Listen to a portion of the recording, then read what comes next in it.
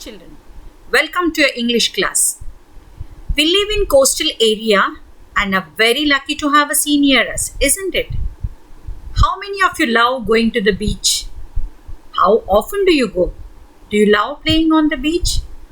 Yes, we all do, isn't it? I love sitting on the beach and look at the waves for hours together. Have you ever stood on the seashore and watched the waves dancing and moving with high and low ebbs? Recollect your experiences, if any, and share the same with your friends. Have you ever thought of how waves break? Do you think you can conquer the waves? Okay, now read the poem He Did It, written by Mary Britton Miller about a boy who conquered the sea with his determination. First, listen to the poem, then read it with your finger on each word. Learn the poem by heart. Said the dangerous sea, "You will not conquer me. Try as hard as you can. You're not a whale, you're not a shark. You cannot walk on the waves, young man." So, he made a boat that was able to float. "Ho, ho," said his foe.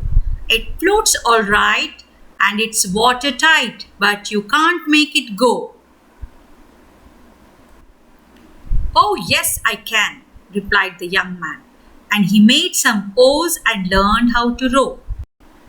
When the sea saw the boats and the oars and all the rowers, he said, "Young man, they make a fine show, but what will you do when they venture out where the deep sea swells? Can take them up and toss them about like conch shells." "You can't stump me," said the bright young man, and cut down a tree and made a tall mast and rigged it with sails to catch the high winds and weather the gales.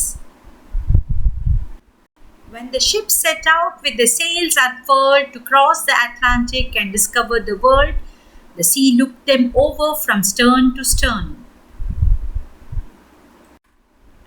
And when he saw with considerable awe that Columbus himself was on one of them, he said with a show of humility, "I admit, young man, you have conquered me.